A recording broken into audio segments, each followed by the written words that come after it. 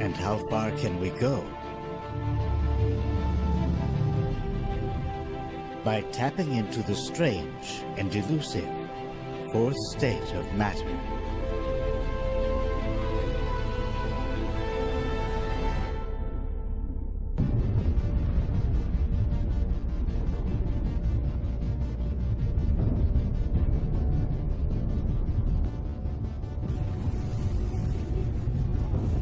A small cadre of scientists has come to Fairbanks, Alaska, to realize what may seem an impossible dream: to revolutionize space travel.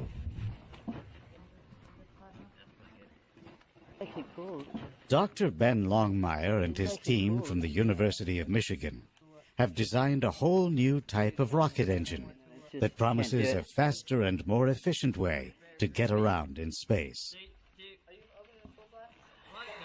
They are here to test components of this rocket by sending them aboard helium balloons to an altitude of 30 kilometers into the harsh environment of space.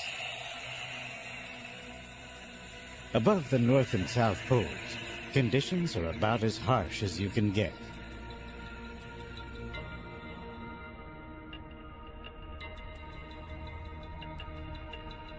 Our planet is bombarded with a steady stream of charged particles from the sun.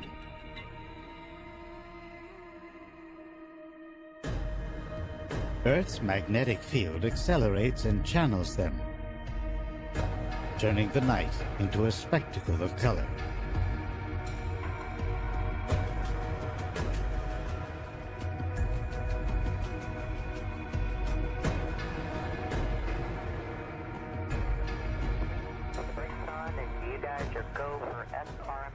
While most astronauts train to live and work in zero gravity, or to move around in bulky spacesuits,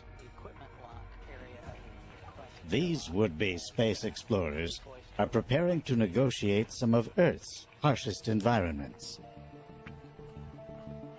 Once they launch their payload, it will rise slowly into the upper atmosphere.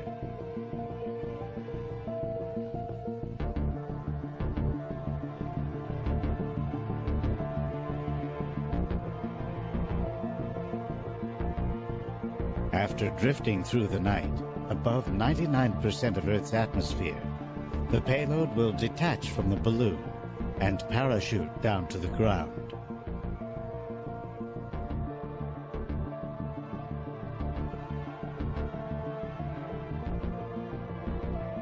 The team must be prepared to retrieve it across a large stretch of Alaska's snowy wilderness.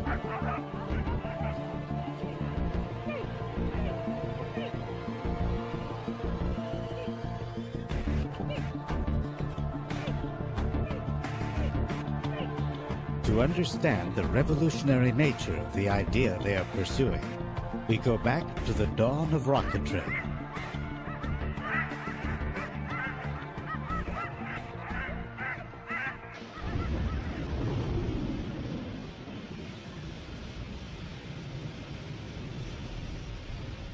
In over 100 years, the technology of a rocket has hardly changed. Fill a cylinder with volatile chemicals, then ignite them in a controlled explosion. The force of the blast is what pushes the rocket up.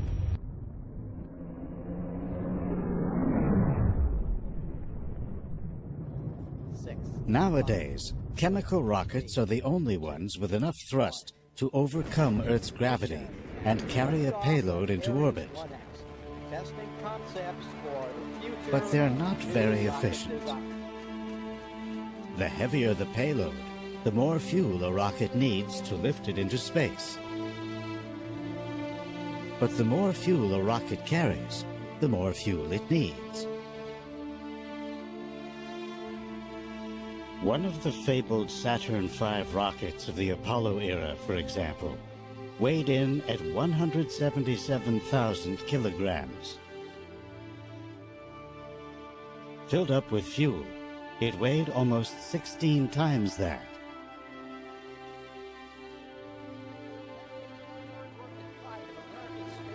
The space shuttle, with maximum payload, weighed about 100,000 kilos. Add tanks and fuel, and it lifted off at 2 million kilograms.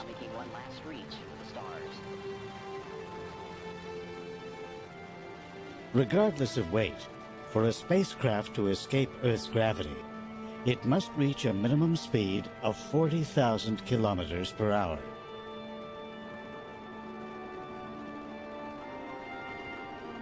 The energy needed to do that meant there wasn't enough fuel for a sustained acceleration to more distant planetary shores.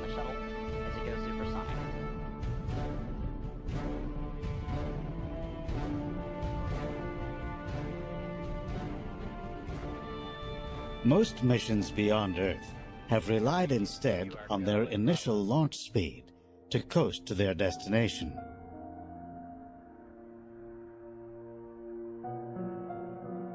The twin spacecraft of Voyager, for example, did not have enough speed to reach their current positions at the edge of the solar system. To give them a boost, flight planners sent them into Jupiter's gravitational field, using its pull to slingshot them out to Saturn. Voyager 1 used Saturn to accelerate to almost 63,000 kilometers per hour. Voyager 2 got further assists from Saturn and Uranus. Ben's rockets promise far greater gas mileage than traditional chemical rockets, but with enough power to reach distant targets more quickly. The idea is that once in space, his rockets use electricity to create a weak force, which over time can accelerate them to very high speeds. They run on the same fuel that nature uses literally to power the cosmos.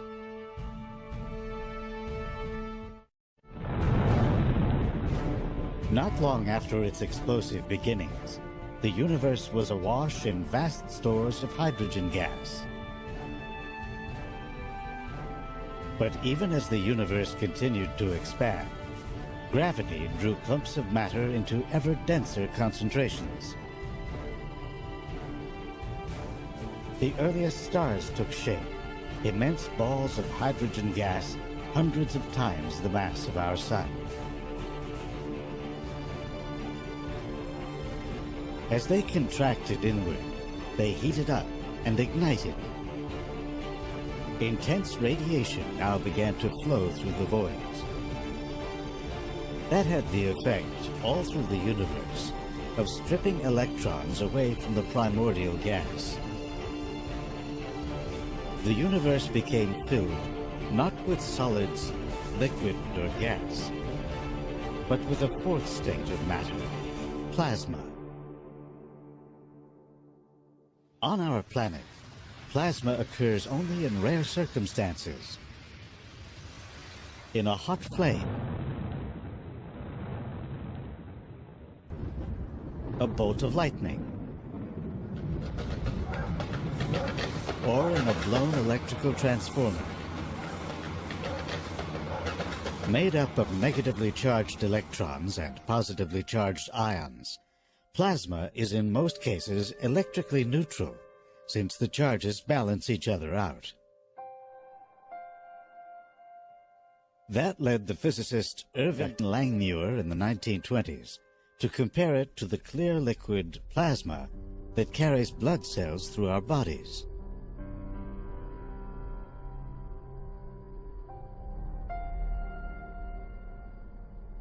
The development of radio led to the discovery, high above the Earth, of a natural plasma ceiling, the ionosphere. It hovers above us, reflecting some radio frequencies and absorbing others. Its importance became clear when engineers noticed that radio waves could, under some conditions, travel beyond our line of sight.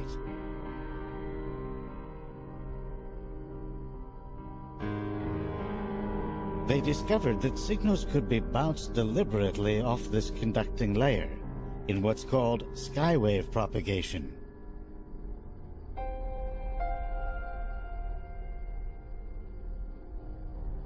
In World War II, a whole new age of global communications came of age, when radio was used to execute complex worldwide logistics of troop and ship movements.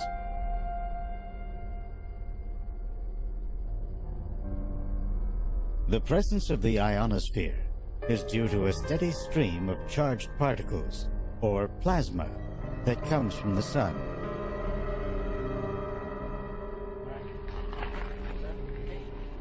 A spacecraft with complex computer components must be able to survive constant exposure to these particles.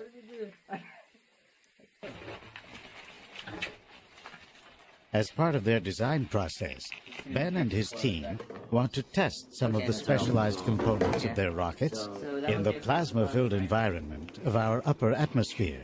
Got it down. I think it's just the sun. Yeah, I think that one's okay. Alright, yeah. I'll wrap the middle one though.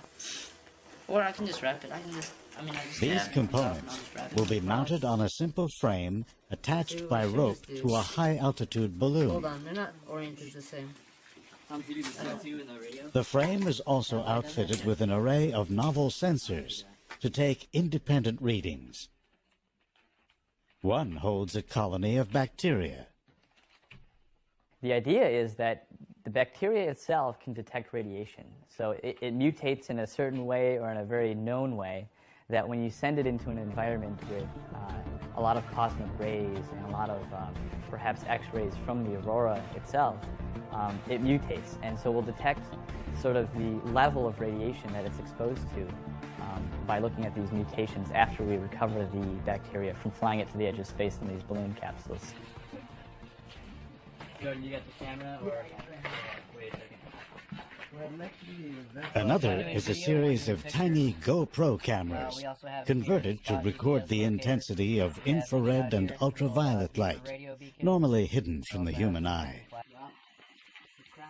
We want it to kind of puff up so we know it's replaced all the air. The team uses argon gas to insulate instruments against the cold, with chemical packets added for warmth.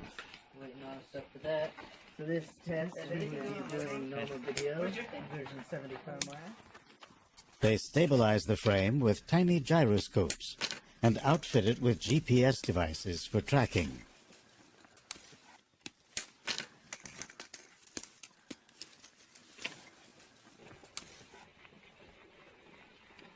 Cool. This team is doing much more than just designing instruments to survive a rain of charged particles. Their goal is to design spacecraft that actually harness the explosive properties of plasma.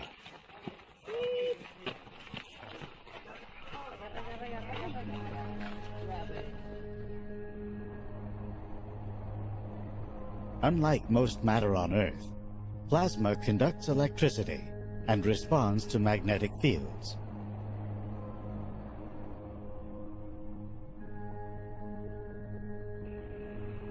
In space, these properties influence the formation of structures like galaxies and nebulae. And they play a role in some of the most violent processes in the universe, such as the formation of a black hole.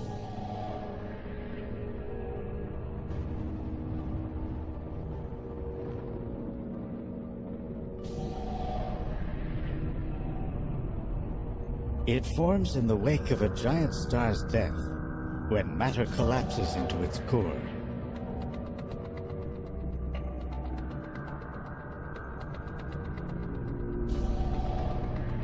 It swirls in along what's known as an accretion disk.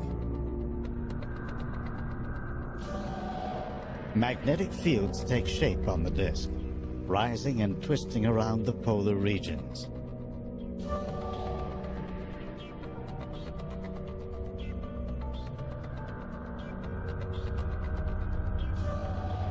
They draw huge volumes of plasma up, then shoot it out at high speeds.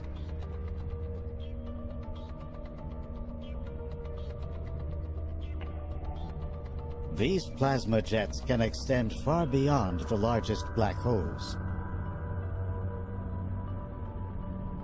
You can see them blasting continuously from the centers of galaxies, reaching thousands of light years into space.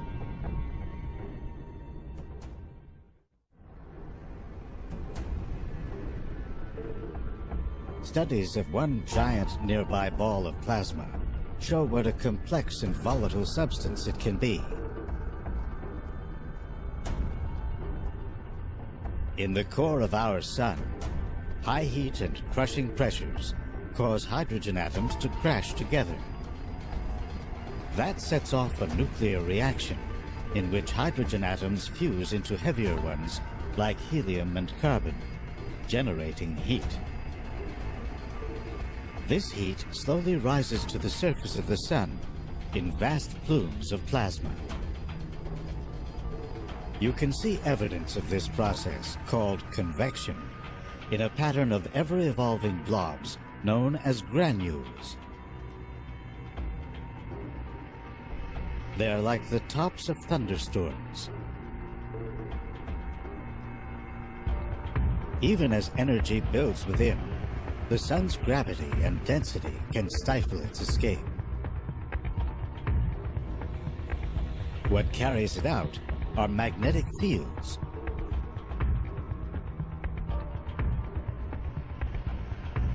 They twist and wrap around, channeling energy to the surface.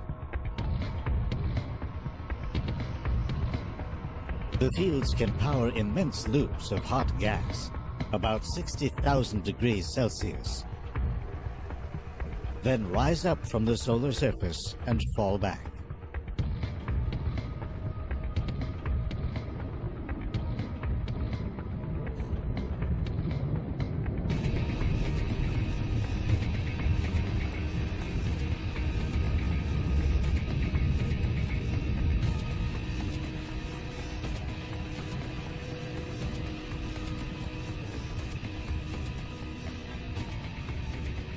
The largest eruptions, called coronal mass ejections, can reach up to 3 million kilometers per hour as they hurtle out across the solar system.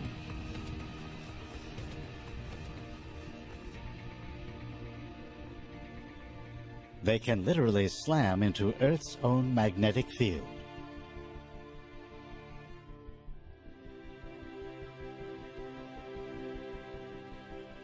Because solar particles are charged, a portion follows the orientation of Earth's magnetic field lines. Finding an opening at the poles, they race down into the atmosphere.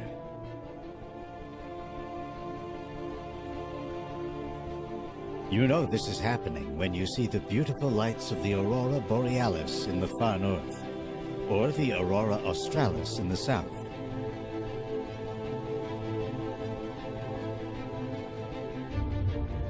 They appear when charged solar particles collide with oxygen molecules in the upper atmosphere, causing them to glow blue, red, and green depending on altitude.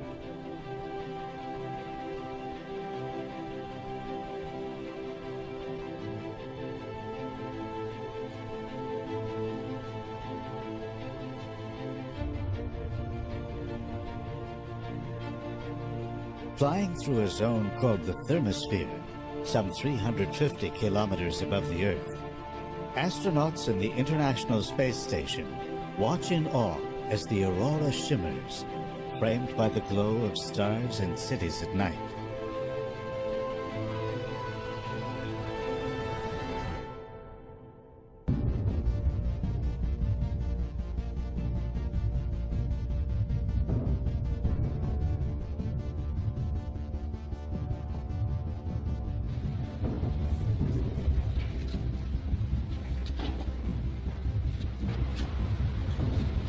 Back in Michigan, Ben and his team have set up a lab to pioneer a whole new generation of plasma rocket engines.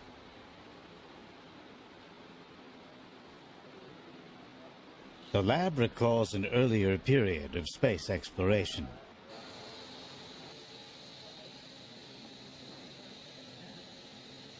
It features a giant vacuum chamber built in the 1960s in hopes of winning a contract to test Apollo moon rovers.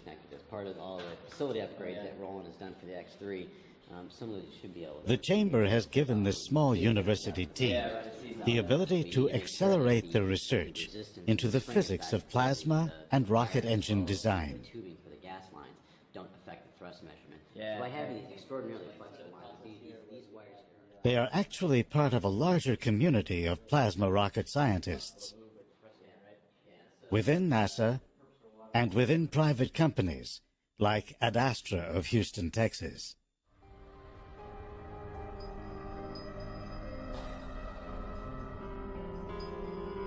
Because plasma does not occur naturally on Earth, the challenge is to create it, then harness it.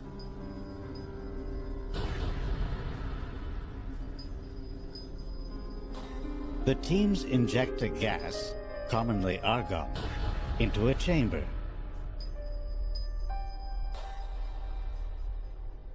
They bombard it with radio waves, which strip electrons from the gas and turn it into a plasma.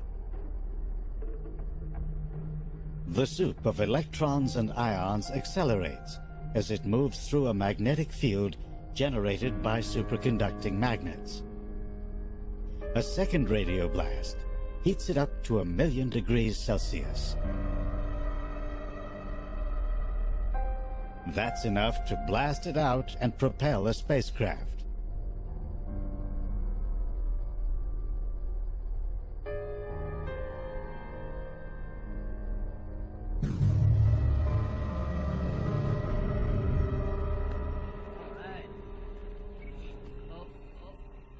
The idea of using plasma to power rockets is not a new one. Over here?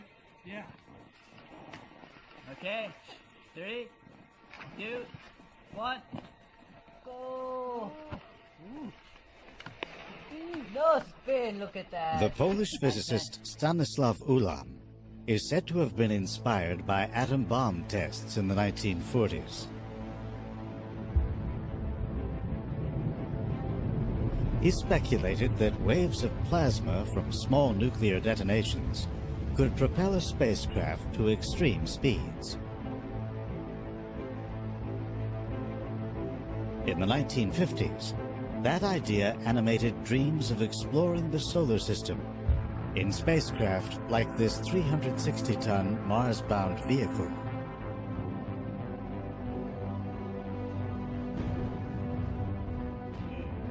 The idea gained funding in the Orion project, with the idea of driving a spacecraft with nuclear pulses and landing on Mars in only a month.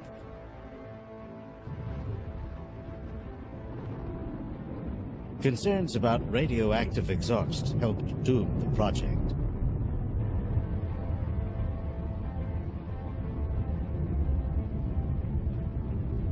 Plasma rockets, energized by nuclear reactions, were revived in the Daedalus and Nerva projects of the 1960s. And again at the beginning of this century, as part of a proposed journey to Jupiter's moon Europa. Rising costs killed that mission.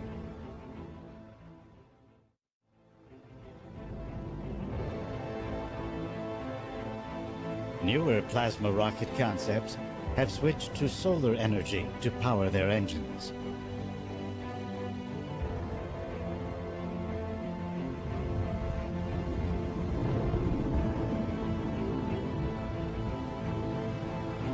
Among the most ambitious, the Dawn mission was sent into orbit aboard a Delta II rocket in the year 2007.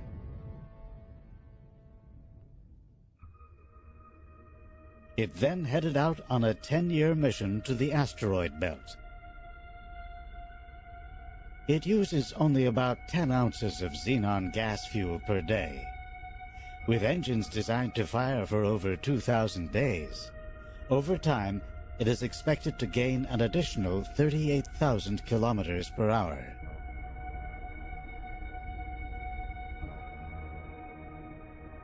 After a gravity assist from Mars, Dawn arrived at the asteroid Vesta in 2011.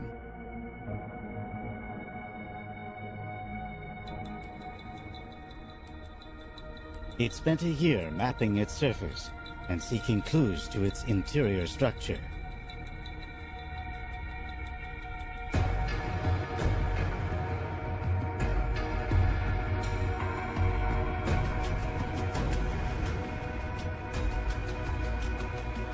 Now headed for Ceres, a dwarf planet located within the asteroid belt, Dawn will be the first probe ever to visit.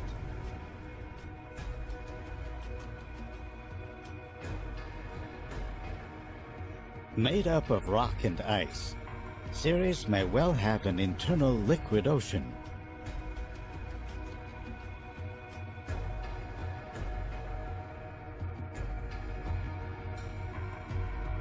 It takes us back to the formation of the solar system, when objects like this grew and developed into planets.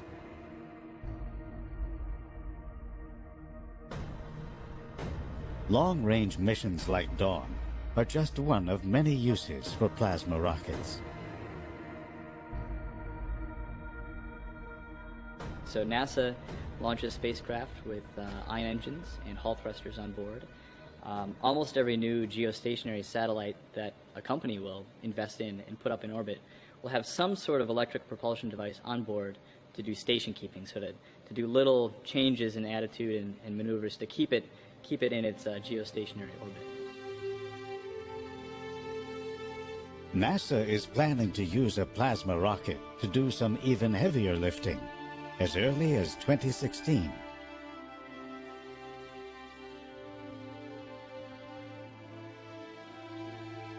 Flying at an altitude of 350 kilometers, the International Space Station whips around the Earth every 1.5 hours. To stay aloft, it must maintain a speed of 28,000 kilometers per hour. But its solar panels and crew modules smack into so many tiny molecules in the upper atmosphere that it gradually slows down and loses altitude. To stay aloft, the station uses up around 4,000 kilograms of fuel per year. That fuel must be flown up from Earth, which in turn reduces the amount of food, water, people, and equipment that a resupply mission can deliver. The idea is to use a plasma rocket to help boost the station to a higher altitude. Powered by electricity generated by solar panels aboard the station. Plasma rocket builders like Ben hope to one day scale up the technology to power a long-range human mission.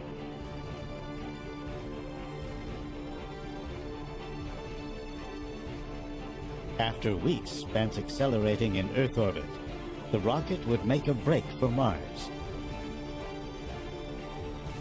Cutting flight time from a year to several months would lower costs and crew hazards.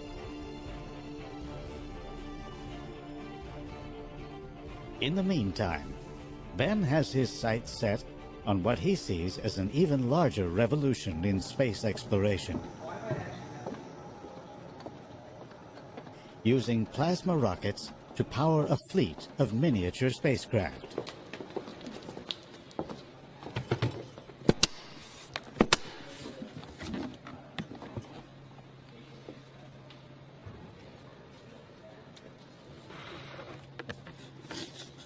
Ben's rockets are so small that they can fit into your carry-on luggage. So here we have a CubeSat. This is a small spacecraft. Its total mass would be something on the order of 5 kilograms, so it's about 10 pounds. It's 30 centimeters by 10 by 10. This is considered a 3U spacecraft, so 3 units of 10 by 10 by 10. And we'd like to send this small spacecraft up with one of our new propulsion elements in it. This is a rapid prototyped propellant tank. So we would use this tank to store our propellant. Initially we have an idea to use a very simple propellant. The NASA craft Dawn uses the inert gas xenon as fuel. Ben's team has turned to another type of fuel that's more compact, can store more energy, and is less volatile. Distilled water.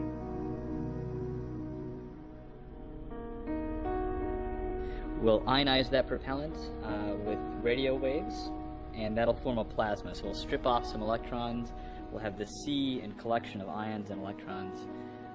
We then accelerate, we superheat that plasma, and then we accelerate it through a magnetic nozzle. So the plasma never touches a material boundary, so it doesn't cool off. All of that would be contained within this spacecraft. So the propellant tank is designed to be the right size and dimension, and we'd have a propulsion module within the CubeSat itself. This is an early prototype circuit board, just this component that would sit inside of the CubeSat, and it would take the DC power from some sort of solar panel on the surface, change that DC power into our radio waves that we need to ionize the propellant into a plasma. We then shoot this plasma out the back, and we apply just a little bit of force. It's not a whole lot.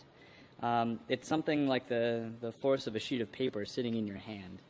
And because there's very little drag in space, we use this small amount of force applied over a very long amount of time to accelerate to very high velocities with the spacecraft. And so if we do that, we can send these little micro spacecraft, nanosats, we can send them to places like the moon, we can send them to Mars, and someday we'd like to send them even as far as Jupiter and maybe put some little sensors on board and be able to detect possible life on some of these moons out near Jupiter and Saturn. So instead of a $1 billion NASA mission to explore the moons of Jupiter, we can get away with something like $1 million spacecraft mission with one of these small sats. And so that's the real advantage, being able to have a very low barrier to entry financially and technologically to make some of these innovations really quickly, go fly them, go fly often, and make these discoveries.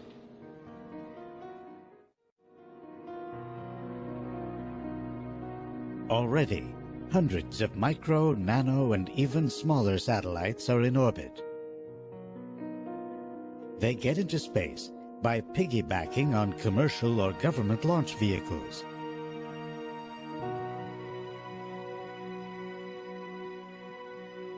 Their missions range from communications and intelligence to Earth imaging. Because the cost of building them is so low, the number of tiny satellite missions is on the rise. Yeah, there was no other satellites up there. With an array of plans already materializing, the team is tapping into satellite traffic and orbital communication systems. Looks like we won't quite go over to the ground station here. Ben and his team plan to start with a series of orbital missions, then to go interplanetary. So you can see here some of the technology we're working on. So this Ben is imagines that his little group could take center stage in a project that space visionaries have long seen as essential to the quest to extend our eyes and minds across the solar system. Guide the plasma out through a magnetic nozzle. Recently, we also envisioned that a large cadre of these small spacecraft could form what would be an initial interplanetary internet. So you can think about a large number of these spacecraft orbiting the Earth, orbiting the Moon, being spread out between the Earth and Mars, and providing little data relays between all of those positions so we can get a lot of data back and have the beginnings of a real solar system internet going beyond the Earth. As long as it's beating like that, you have to start to get into the ground.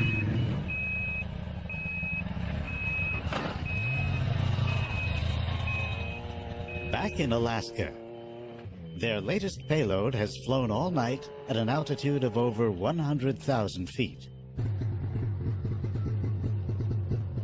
Then, in the low air pressure, the balloon burst and the payload parachuted to the ground. Point at it.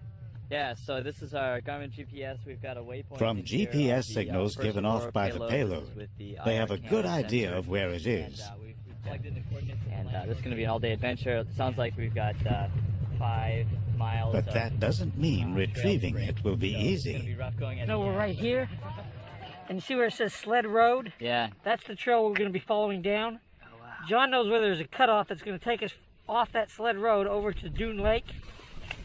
And this little pond or lake right here, just to the west, maybe about a mile north, is where we believe the target is. The payload to be, yeah.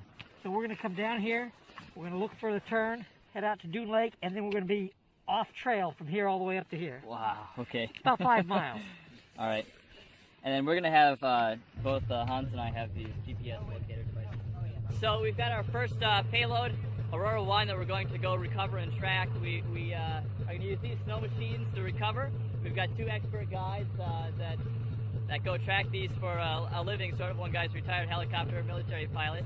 And we've got GPS units, all the coordinates plugged in. We're about 26 miles from here as the crow flies. We're about 35 miles by trail, last 5 miles being really off trail, so we're going to have to break some new trail. The plan is to navigate well-worn snow trails and get within striking distance.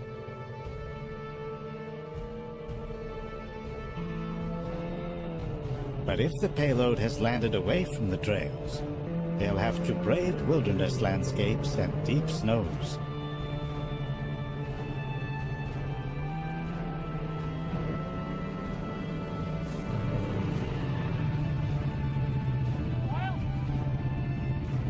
Payload is marked with that dot. Oh, so we are heading down south. We are on this road.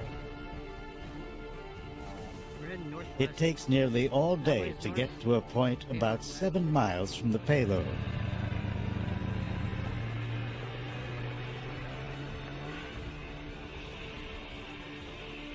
Team members set out across hills and ravines.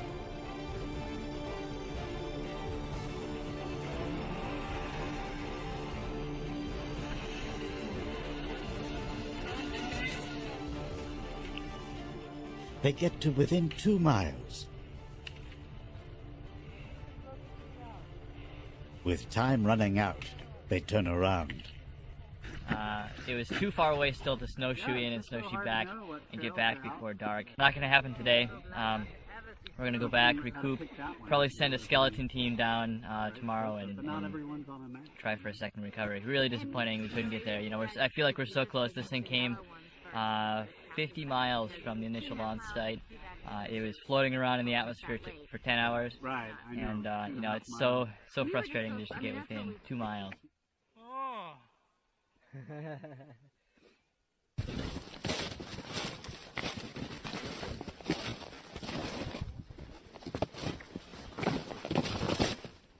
The next day, a long hike on snowshoes finally gets them to the payload.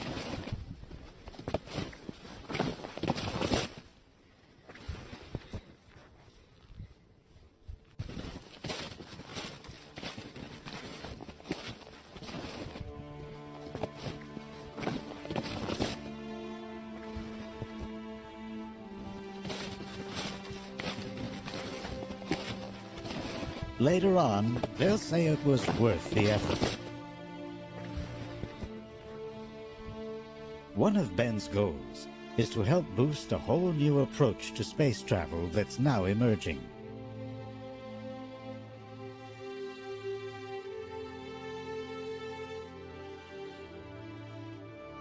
May 2012 marked a major milestone in the rise of free enterprise in space.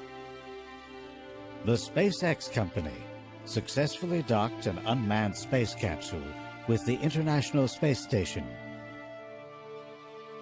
It followed that up 6 months later with the first commercial resupply mission.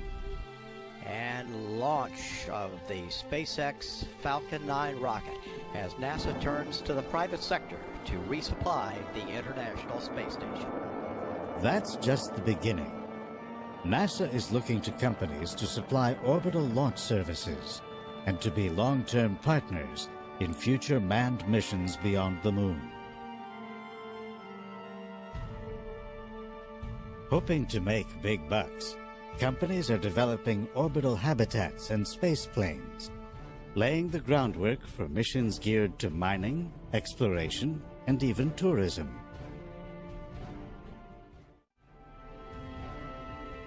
To Ben, this new race to space will go to the swift and the innovative.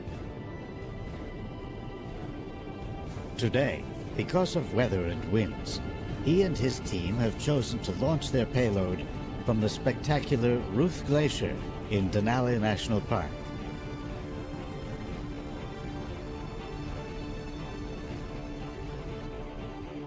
Amid the rugged terrain, this immense river of ice sweeps down into a perfect natural runway.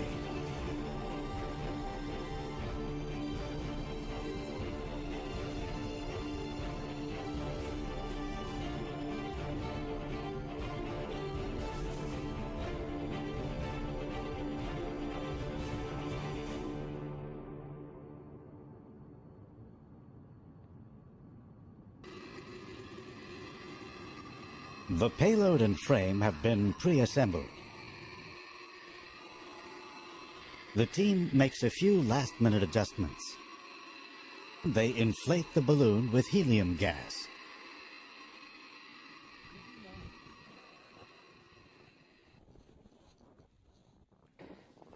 With dusk approaching, balloon and payload are ready.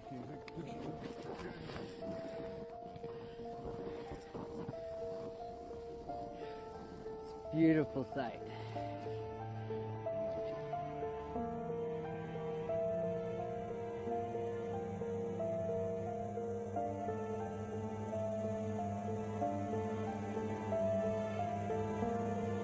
Got positive buoyancy. Both GPS devices are on and locked. Last camera check.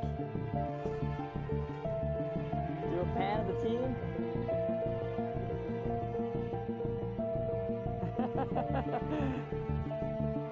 Off it goes.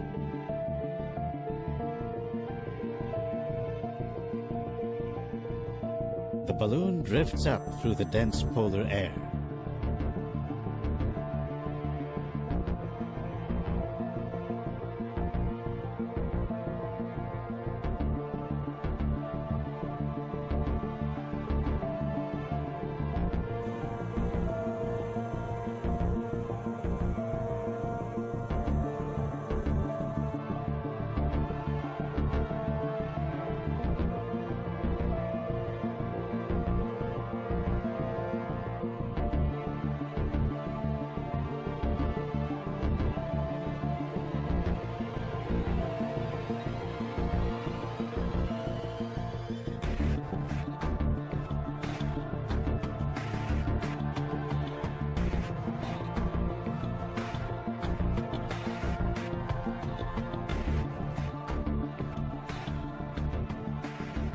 With night falling, it rises up to the edge of space.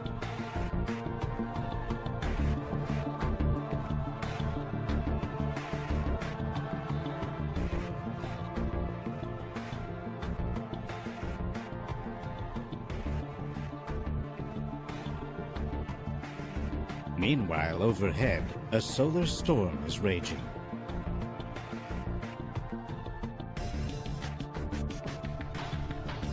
Aboard the International Space Station, astronaut Don Pettit is making observations to complement what Ben's team finds.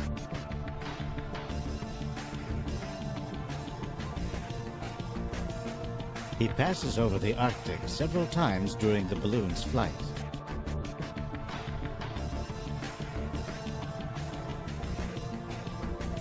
The auroras he photographs are an indicator of the amount of solar particles that will pummel Ben's rocket components.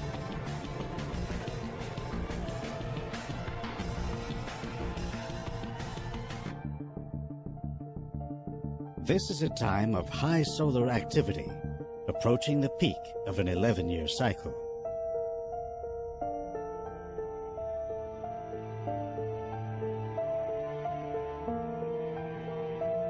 The Arctic Circle is framed by a ring of dancing auroral lights.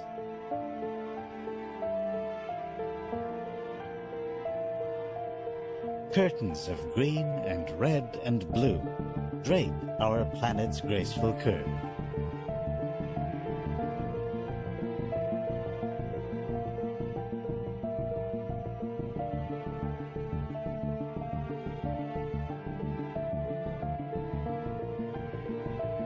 This university-based experiment operates on the remote edge of modern science, dominated by large international projects such as the Hubble Space Telescope,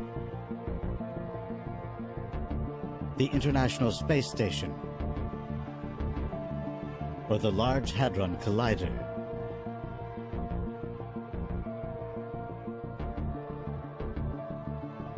So this technology that we're trying to miniaturize is significant in the sense that it sort of opens up new frontiers, in the same way that miniaturizing computer technology to a point where it fits in your pocket. So everyone carries around a cell phone.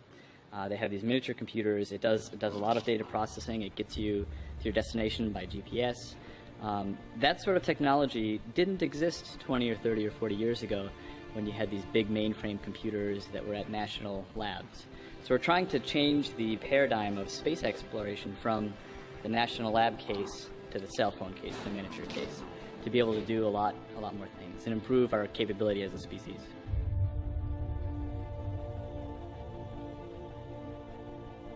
Working small, Ben's team believes they are onto something big.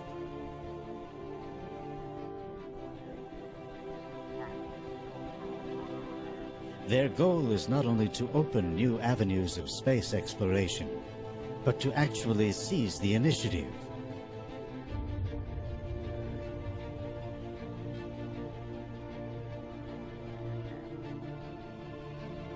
It's a romantic idea of individuals challenging the odds and striking out to new frontiers.